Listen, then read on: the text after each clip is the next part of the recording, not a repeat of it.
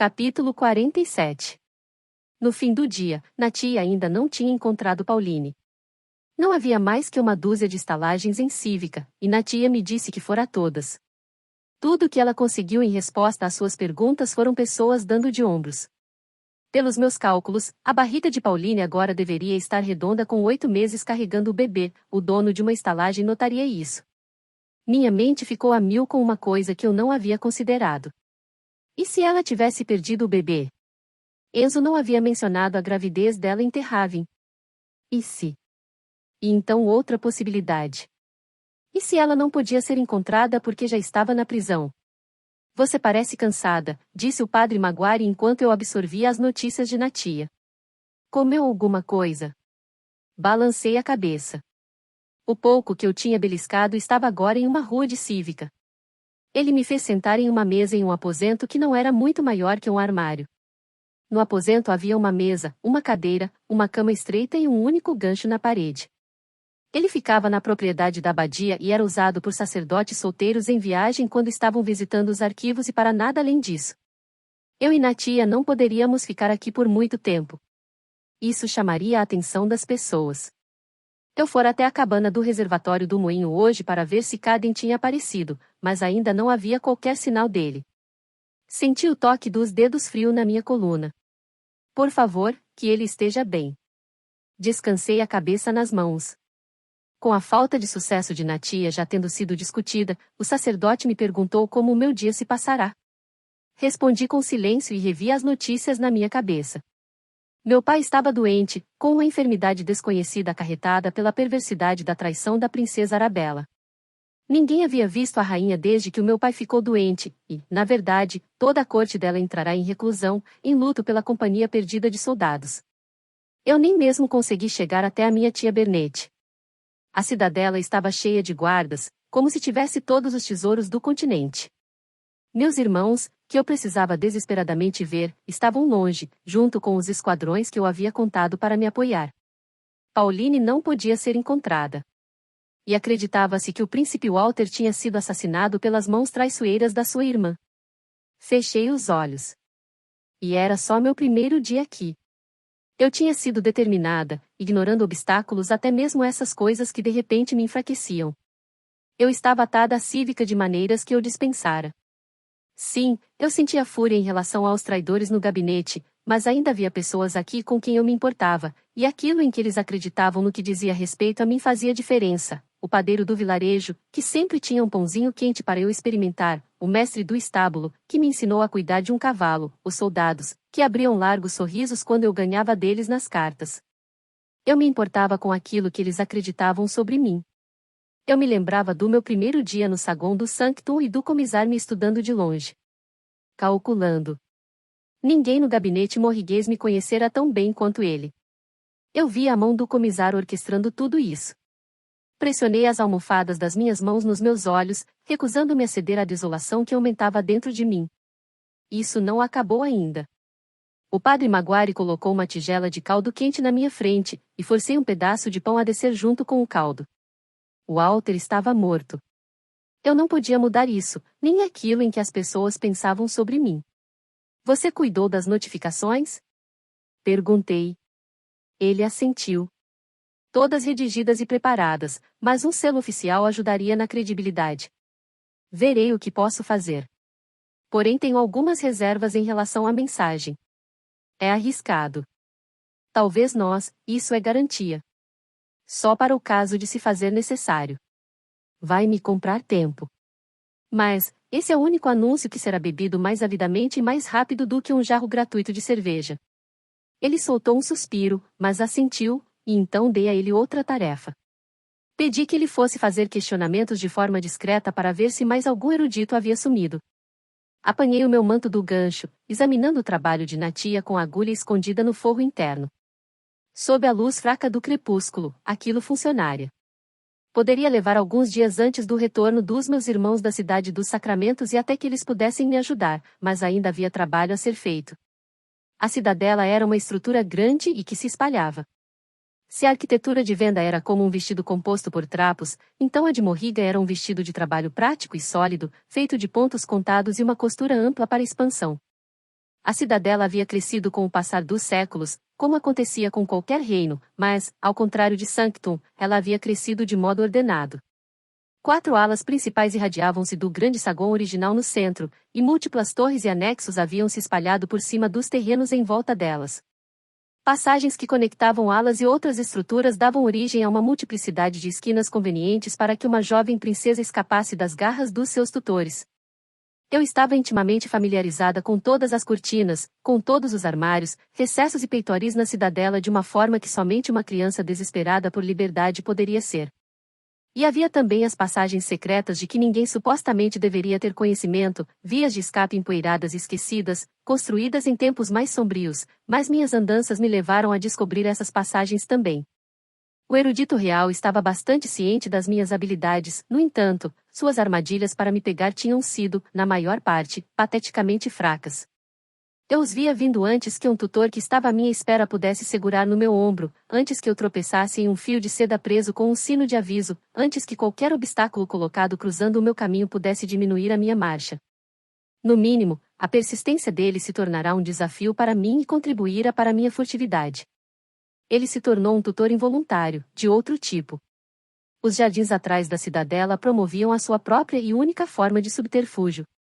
Eu e os meus irmãos havíamos escavado túneis em meio a passagens nas cercas vivas levemente aparadas, sendo que alguns dos túneis eram tão grandes que todos nós podíamos nos aninhar em uma toca terrena e comer os doces e bolos quentinhos que um de nós tivesse furtado dos fornos na cozinha. Estava usando uma dessas tocas agora, esperando pelo momento certo, então fiz com que a oportunidade surgisse ao jogar uma pedra mirada com muito cuidado. Um ruído nas folhagens ao longe.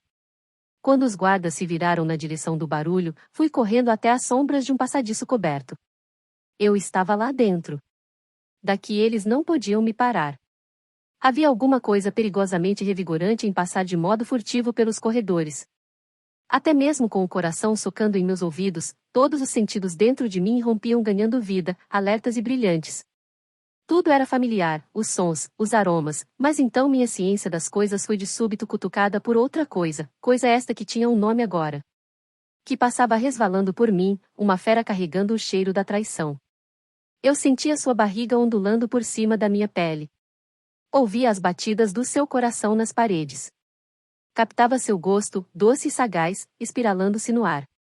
Estava acomodado, confortável, estivera lá por um bom tempo. E estava faminto. Talvez fosse por esse motivo que eu sempre preferia correr livremente com os meus irmãos nos espaços abertos das campinas e das florestas. Eu sentirá isso, até mesmo quando era criança, mas não tinha um nome para esse sentimento na época. Agora, as verdades sussurravam para mim, traindo os segredos e as conspirações dos culpados, eles estavam aqui. Eram os donos da cidadela, eu precisava reavê-la. Desci furtivamente o corredor, com os pés descalços, abraçando as sombras, escondendo-me atrás de armários e recantos sempre que ouvia passadas. Havia apenas 4 celas de prisão, salas cheias de umidade e seguras no nível mais inferior da cidadela para aqueles que estavam prestes a sofrer o julgamento da mais alta corte. Tão logo vi que não havia nenhum guarda na passagem que dava para essas salas, soube que Pauline não estava lá, mas verifiquei mesmo assim, sussurrando o nome dela na escuridão, e não tive resposta. Aquilo me trouxe apenas um leve alívio. Isso não queria dizer que ela não estava sendo mantida presa em outro lugar. Retornei ao nível superior, movendo-me furtivamente e subindo até o 3º andar. Olhei para baixo do corredor escuro ao leste, que continha as suítes da família real. A massiva entrada em arco, para a qual eu nunca havia voltado um segundo pensamento antes, parecia uma boca escancarada, esperando por mim, e a imensa pedra angular branca no seu pico parecia uma pedra prestes a cair. 2 homens guardavam essa entrada. Não havia pessoas indo ou vindo. A ala ficará misteriosamente silenciosa. Era estranho que eu não tivesse visto sequer minha tia Cloris se movendo ali nos arredores. Ela sempre estava indo com pressa para algum lugar, geralmente com uma reclamação sobre alguma tarefa ou outra que não estava sendo levada ao cabo do modo devido.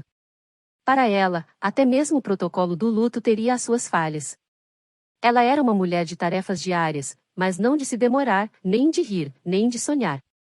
Infelizmente, eu a entendia melhor agora. Talvez o protocolo não importasse mais tanto para ela, pois o pesar era o seu próprio chefe. Ele está morrendo. Parei. Eles o estão matando. Meu coração ficou imóvel. Matando-o? Imediatamente, meus pensamentos foram para Raf. Ele estava enfrentando um golpe de estado no seu lar. Ou seria Caden? Ele ainda estava desaparecido. Ou seria somente o fato de que os corredores em que eu costumava andar com Walter haviam desengatilhado a lembrança de vê-lo morrer? Forcei o ar a entrar constantemente. Walter. Eu não era a única que sentia a dor da perda dele. Sentia os muitos corações que sangravam. Embora eu soubesse que tinha que seguir em frente, meus pés se moviam para outro lugar contra a minha vontade. Fiquei em pé, para trás, parada nas sombras. Alguma coisa escura, provida de garras e cheia de necessidade, como um animal ferido, curvava-se em minhas entranhas. Fiquei observando enquanto a minha mãe puxava prendedores dos seus cabelos, e notei uma irritação nos seus movimentos. Com o último prendedor removido, seus sedosos cabelos negros caíram nos ombros. Ele morreu em batalha, falei. Achei que devesse saber. Eu vi tudo quando aconteceu. Ela enrijeceu as costas. A espada dele estava erguida por Greta quando ele foi morto. Eu cavei o túmulo dele e entoei as bênçãos necessárias sobre seu corpo e dos seus companheiros soldados. Queria que soubesse disso. Ele teve um enterro digno. Eu me certifiquei de que todos eles tivessem enterros dignos. Ela se virou lentamente para ficar cara a cara comigo, e que os deuses me ajudem. Naquele momento, tudo o que eu queria era correr para os braços dela e enterrar meu rosto no ombro dela. No entanto, alguma coisa fez com que eu me contivesse. Minha mãe mentira para mim. Eu tenho o dom, falei, e sei o que você fez para mim. Ela me encarou, com os olhos brilhando, mas sem qualquer surpresa neles. Engoliu em seco. Você não parece chocada em me ver, mãe, e falei. Quase como se alguém já tivesse lhe contado que eu estava aqui. Segui em frente e estava me dirigindo até o posto de observação no pórtico quando ouvi alguma coisa mais alto do que as batidas da traição. Ela começou a vir na minha direção. Arabella. Lia. Falei irritada, e coloquei minha mão à frente para fazer com que ela parasse. Uma vez na sua vida, me chame pelo nome com o qual me marcou. O nome que você sabia. E, então, uma silhueta mais alta e sombria saiu de dentro do vestiário dela. Fui eu quem disse a ela que você estava aqui. Recebi a sua mensagem. Era o erudito real. Fui aos tropeços para trás, pasma. Nós precisamos conversar, Arabella. Você não pode, disse ele. Saquei minha adaga e encarei minha mãe, sem acreditar naquilo. Minha garganta era apunhalada pela dor. Por favor, não me diga que enquanto eu estava enterrando o meu irmão assassinado e os seus companheiros caídos, você estava aqui conspirando com o erudito real. Ela balançou a cabeça, retraindo e juntando as sobrancelhas. Eu estava, Arabella. Eu venho conspirando com ele já há anos. Eu. A porta da câmara dela foi aberta e um guarda entrou. Alternei o olhar entre o erudito real e a minha mãe. Uma armadilha? O guarda olhou para mim e para minha adaga de imediato e sacou sua espada, avançando na minha direção. Saí voando pela janela por onde eu entrará, tropeçando no peitoril, e quase caindo no chão lá embaixo, aos tropeços. Minha visão estava borrada com lágrimas, e minha trilha dançava na minha frente como se fosse uma ponte de corda solta. Corria ao longo do peitoril, confiando que os meus passos encontrariam pedras sólidas, sentindo-as mais do que as vendo. Ouvi gritos vindos da janela atrás de mim, ordens sendo gritadas, parem-na. E os ruídos das suas passadas, mas eu tinha escolhido a janela e o caminho com cuidado. Em segundos, eu estava longe da vista deles e seguia em direção ao lado oposto da cidadela. Eu não teria muito tempo, mas a noite não havia acabado. Não agora. Especialmente, não com a sensação miserável que passava furiosa por mim. As verdades desejavam ser conhecidas, e estava na hora de a minha mãe começar a transmiti-las, umas poucas palavras de cada vez. Quem melhor para manejar as pessoas do que Regiena, a primeira filha da casa de Morrigan?